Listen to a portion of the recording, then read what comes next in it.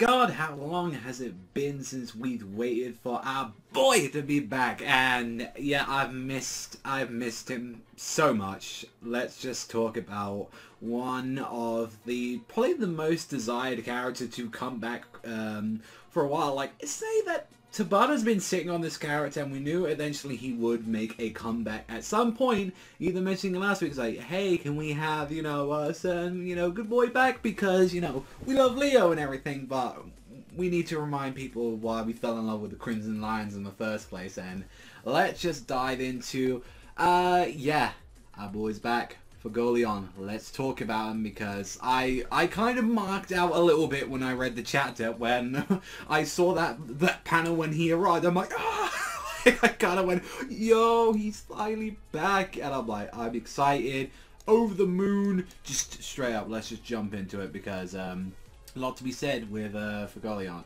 So with this chapter, we get to see like the Crimson Lions still putting out everything that they had to stop against the new Elven version of their vice captain, and he was like his magic was kind of interesting. He was doing air magic, which was like he was pretty much doing air palms. He was like doing firing out pressure bullets around everyone, just firing down. It's like he was already an insane amount of magical prowess that he had, and you're seeing that they're all inside protecting Fagolion because he's still in there and he's unconscious at the moment, and he's like, we have to protect this place. As he's fighting back and he's like, you're the strongest squad, don't make me laugh like that. As he just fights them down, he's squashing them all like bugs, and Leo is there trying to hold him back on his own. He's just like, I need to do this right now. And it's just one thing is he was talking about is where he was like, so you can use your magic like that as he's firing off, and one thing that caught me off guard, I was like, that is interesting on there, was when he started saying feel it, I gotta feel the magic kind of area and all that, he started dodging around and all that, and he's talking about that, and he's just this manifest face and fighting this and my invisible magic, and he's being able to read this this matter and all that, and he's like, I can finally understand the nature of the your flame and all that, and especially I was like, that is training coming off from what he was learning with Mediterranean. At first I was like, is that some form of key that he was kind of being kind of gathering around there? That was my first when I first read the chapter, I was like, is that is he kind of getting to where Asta was, where he's starting to understand kind of these sort of energies that are going around him. That was one thing I kind of caught off guard. It also could be his mana skin as well, that that's kind of paying on to him, but again, we saw that it's the squad's still not getting up, and it's just Leo is just we're all gonna come out of here alive there, and it's just I'm getting a little something, and it's he was sensing something out of him and all that, as he was just as he was just there hanging on. He was there was this predatory sense from him and all that, and he's just he was going in, and unfortunately this is where his body was just kind of so it's hinting at something with Leo as well, which I liked, where I was there is still room to improve with Leo, where he's kind of reaching, but it's kind of showing that he's going to be a little bit more of a prominent character kind of in the future, and he's especially for royalty like you, I'm going to give you a gruesome death. Then our boy shows up, and what does he do? He sets fire to the entire Crimson Lions just palace, and he walks out. And he just goes, no, you fought well, brother. Where his arm used to be is just completely enraptured in flames like that. I'm gonna say, this is the one thing I really liked as well, is the actual panels of this, of his entrance, was fucking gorgeous. The all the lining, everything on there, the flames bursting around. Again, where it's that's something that you don't normally talk about, because again, it matters more with the content in there. And it's I do like to talk about the panel, sometimes with the art and the panels and all that, but it's always a thing where it's to me, as definitely when it's noticed when some panels ooh, that looks a little bit rough here and there and all that, but normally it matters for a week's worth of entertainment and how I normally gauge these. But it's definitely he made sure to be we haven't seen this character in a while, let's give him a grand entrance, as he's pulling out and using a prosthetic flame and he's just I'm gonna take this over from here as the captain of the Crimson Lions right there. And he's I am not going to lose a second time. And what do we see that he has now? And this kind of took me off like he has Salamander.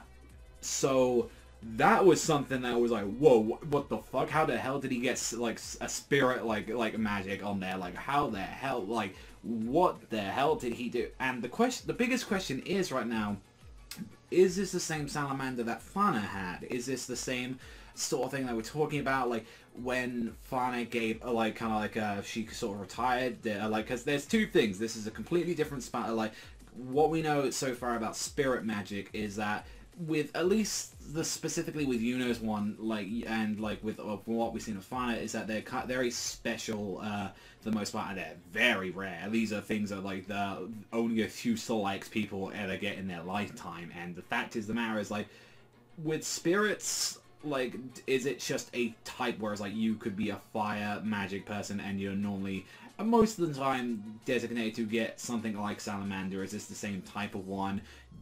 When Fana lost, like, did she somehow pass this on? Did it move on? I'm very curious about that, like whether or not it belonged to like the person that was pretty much inhabiting her body.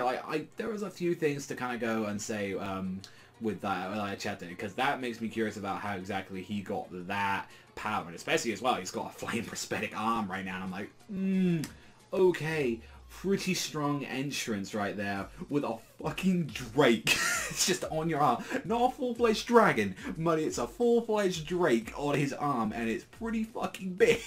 And he's just there like, let's see what you do. And it's like, oh, let's just try and take on the vice captain right now. And it's like, regardless, I know this guy like a jobber, like this vice captain dude, like for the most part. I mean, he's still taking on Leo, like he's still taking on a bunch of the Crimson Lions, but this is obviously going to be a showcase for Golion. I'm like, oh, I've been kind of waiting for him for a while. I've been really waiting for Golion, because again, it was like, I would like to say it's been over 2 years since we've actually seen him. Like, we've obviously seen mentions of him, and we've seen like technical flashbacks with like stuff in it, but to see him in the current time, I would say it has been about 2 years in the manga since we've actually seen him. I know it probably feels a little bit short for like people that have been watching the anime as well, since obviously we only saw him like just, I guess, recently, for about 3 to 6 months ago was probably the last time people saw him really, during like the invasion arc.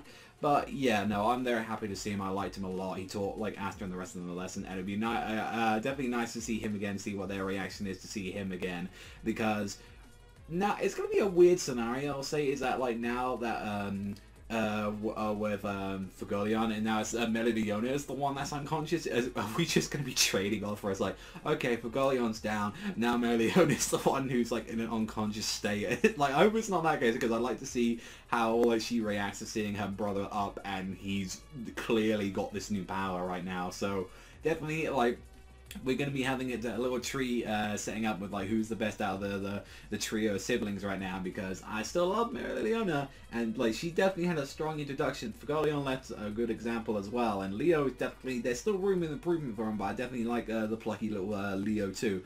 I want to see what exactly he's got in store for us. So definitely this chapter, yeah, it was a very bombastic one, a nice return for a fan favorite. I know for a lot of people, he was a lot of people have been waiting for him for a while now. I've definitely been waiting to see him again, see what he's exactly going to pull out of his sleeve. And well, turns out in his new sleeve, he's got a firearm and a giant drake. So yeah, we're gonna leave it on there. Definitely a very solid chapter for the most part. Like, felt like a very quick one as well to talk about. Like, it was a simple intro. It's like definitely the two major things of this chapter was Leo seeing the improvement in that he is definitely going somewhere right now with like his ability, his power. He's still not onto the power of like vice captain or like where anyone else is at the moment, especially his Alice, and he's just utterly exhausted. And especially what we learned about Fagolion, which is like about his abilities and now being a master of spirit magic as well. So definitely I hope to see a lot of that come out to it, and exactly how he got this cool new arm as well. Like, definitely that's going to be something to see out with this chapter. But that's all from me. Thanks so much for watching, and I'll see you guys though next time.